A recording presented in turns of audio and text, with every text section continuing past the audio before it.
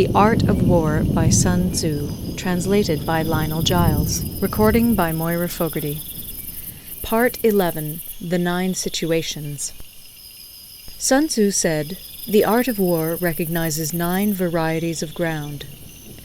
1. Dispersive ground. 2. Facile ground. 3. Contentious ground. 4. Open ground. 5. Ground of intersecting highways. 6. Serious ground. 7. Difficult ground. 8. Hemmed-in ground. 9. Desperate ground." When a chieftain is fighting in his own territory, it is dispersive ground. When he has penetrated into hostile territory, but to no great distance, it is facile ground. Ground the possession of which imports great advantage to either side is contentious ground. Ground on which each side has liberty of movement is open ground.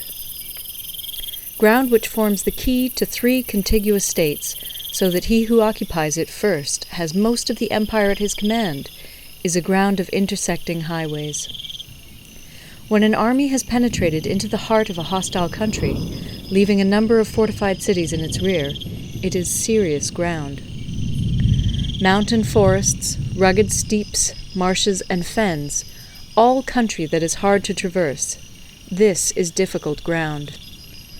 Ground which is reached through narrow gorges, and from which we can only retire by tortuous paths, so that a small number of the enemy would suffice to crush a large body of our men, this is hemmed-in ground. Ground on which we can only be saved from destruction by fighting without delay is desperate ground. On dispersive ground, therefore, fight not. On facile ground, halt not. On contentious ground, attack not. On open ground, do not try to block the enemy's way. On the ground of intersecting highways, join hands with your allies. On serious ground, gather in plunder. In difficult ground, keep steadily on the march. On hemmed-in ground, resort to stratagem. On desperate ground, fight. Those who were called skillful leaders of old knew how to drive a wedge between the enemy's front and rear, to prevent cooperation between his large and small divisions, to hinder the good troops from rescuing the bad, the officers from rallying their men. When the enemy's men were united, they managed to keep them in disorder. When it was to their advantage, they made a forward move. When otherwise, they stopped still. If asked how to cope with a great host of the enemy in orderly array, and on the point of marching to the attack, I should say, begin by seizing something which your opponent holds dear. Then he will be amenable to your will. Rapidity is the essence of war. Take advantage of the enemy's unreadiness.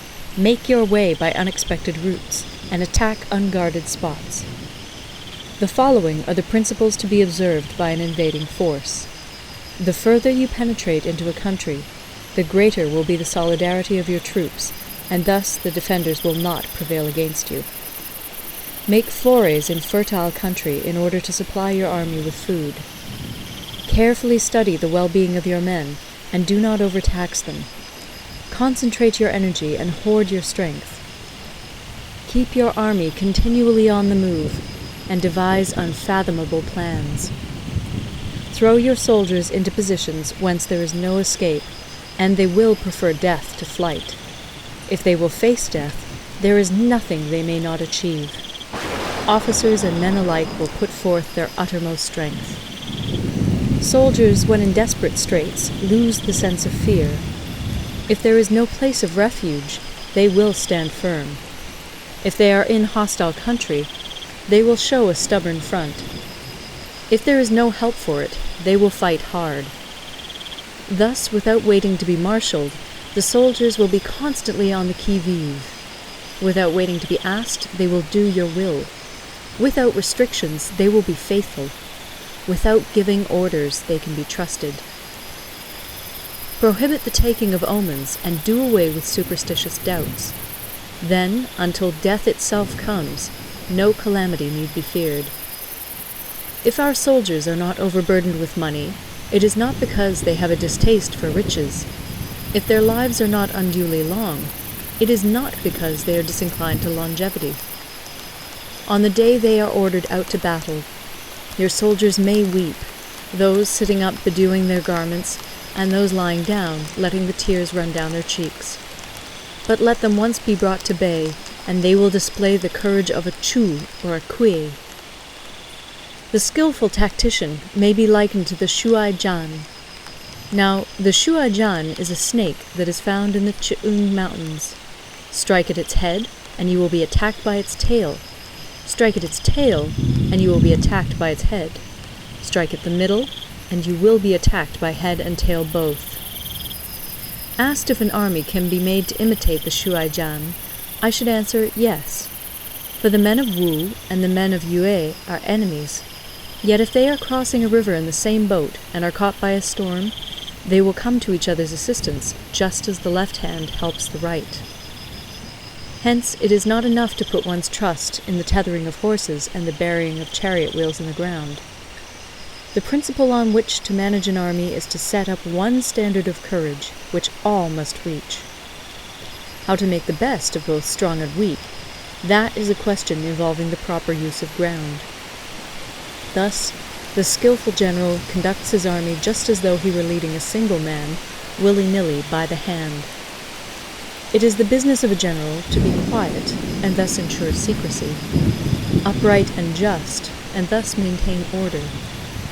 He must be able to mystify his officers and men by false reports and appearances, and thus keep them in total ignorance. By altering his arrangements and changing his plans, he keeps the enemy without definite knowledge. By shifting his camp and taking circuitous routes, he prevents the enemy from anticipating his purpose. At the critical moment, the leader of an army acts like one who has climbed up a height and then kicks away the ladder behind him. He carries his men deep into hostile territory before he shows his hand. He burns his boats and breaks his cooking pots. Like a shepherd driving a flock of sheep, he drives his men this way and that, and nothing knows whither he is going. To muster his host and bring it into danger, this may be termed the business of the general. The different measures suited to the 9 varieties of ground, the expediency of aggressive or defensive tactics, and the fundamental laws of human nature, these are things that must most certainly be studied. When invading hostile territory, the general principle is that penetrating deeply brings cohesion. Penetrating but a short way means dispersion. When you leave your own country behind and take your army across neighborhood territory, you find yourself on critical ground. When there are means of communication on all 4 sides, the ground is one of intersecting highways. When you penetrate deeply into a country, it is serious ground. When you penetrate but a little way, it is facile ground. When you have the enemy's strongholds on your rear and narrow passes in front, it is hemmed-in ground. When there is no place of refuge at all, it is desperate ground. Therefore, on dispersive ground, I would inspire my men with unity of purpose. On facile ground, I would see that there is close connection between all parts of my army. On contentious ground, I would hurry up my rear. On open ground, I would keep a vigilant eye on my defenses. On ground of intersecting highways, I would consolidate my alliances. On serious ground, I would try to ensure a continuous stream of supplies. On difficult ground, I would keep pushing on along the road. On hemmed-in ground, I would block any way of retreat. On desperate ground, I would proclaim to my soldiers the hopelessness of saving their lives. For it is the soldier's disposition to offer an obstinate resistance when surrounded, to fight hard when he cannot help himself, and to obey promptly when he has fallen into danger. We cannot enter into alliance with neighboring princes until we are acquainted with their designs. We are not fit to lead an army on the march unless we are familiar with the face of the country, its mountains and forests, its pitfalls and precipices, its marshes and swamps. We shall be unable to turn natural advantages to account unless we make use of local guides. To be ignored of any one of the following 4 or 5 principles does not befit a warlike prince. When a warlike prince attacks a powerful state, his generalship shows itself in preventing the concentration of the enemy's forces. He overawes his opponents, and their allies are prevented from joining against him. Hence, he does not strive to ally himself with all and sundry, nor does he foster the power of other states. He carries out his own secret designs, keeping his antagonists in awe. Thus he is able to capture their cities and overthrow their kingdoms. Bestow rewards without regard to rule, issue orders without regard to previous arrangements, and you will be able to handle a whole army as though you had to do with but a single man. Confront your soldiers with the deed itself. Never let them know your design. When the outlook is bright, bring it before their eyes, but tell them nothing when the situation is gloomy. Place your army in deadly peril, and it will survive. Plunge it into desperate straits, and it will come off in safety. For it is precisely when a force has fallen into harm's way that it is capable of striking a blow for victory. Success in warfare is gained by carefully accommodating ourselves to the enemy's purpose. By persistently hanging on the enemy's flank, we shall succeed in the long run in killing the commander-in-chief. This is called ability to accomplish a thing by sheer cunning. On the day that you take up your command, block the frontier passes, destroy the official tallies, and stop the passage of all emissaries. Be stern in the council chamber so that you may control the situation. If the enemy leaves the door open, you must rush in. Forestall your opponent by seizing what he holds dear, and subtly contrive to time his arrival on the ground. Walk in the path defined by rule, and accommodate yourself to the enemy until you can fight a decisive battle. At first, then, exhibit the coyness of a maiden, until the enemy gives you an opening. Afterwards, emulate the rapidity of a running hare, and it will be too late for the enemy to oppose you. End of Part 11. Part 12. The Attack by Fire. Sun Tzu said, "There are 5 ways of attacking with fire. The first is to burn soldiers in their camp. The second is to burn stores. The third is to burn baggage trains. The fourth is to burn arsenals and magazines. The fifth is to hurl dropping fire amongst the enemy." In order to carry out an attack, we must have means available. The material for raising fire should always be kept in readiness. There is a proper season for making attacks with fire, and special days for starting a conflagration. The proper season is when the weather is very dry. The special days are those when the moon is in the constellations of the Sieve, the Wall, the Wing, or the Crossbar, for these 4 are all days of rising wind. In attacking with fire, one should be prepared to meet 5 possible developments. 1. When fire breaks out inside to enemy's camp, respond at once with an attack from without. 2. If there is an outbreak of fire, but the enemy's soldiers remain quiet, bide your time and do not attack. 3. When the force of the flames has reached its height, follow it up with an attack, if that is practicable. If not, stay where you are. 4. If it is possible to make an assault with fire from without, do not wait for it to break out within, but deliver your attack at a favorable moment. 5. When you start a fire, be to windward of it. Do not attack from the leeward. A wind that rises in the daytime lasts long, but a night breeze soon falls. In every army, the 5 developments connected with fire must be known, the movements of the stars calculated, and a watch kept for the proper days.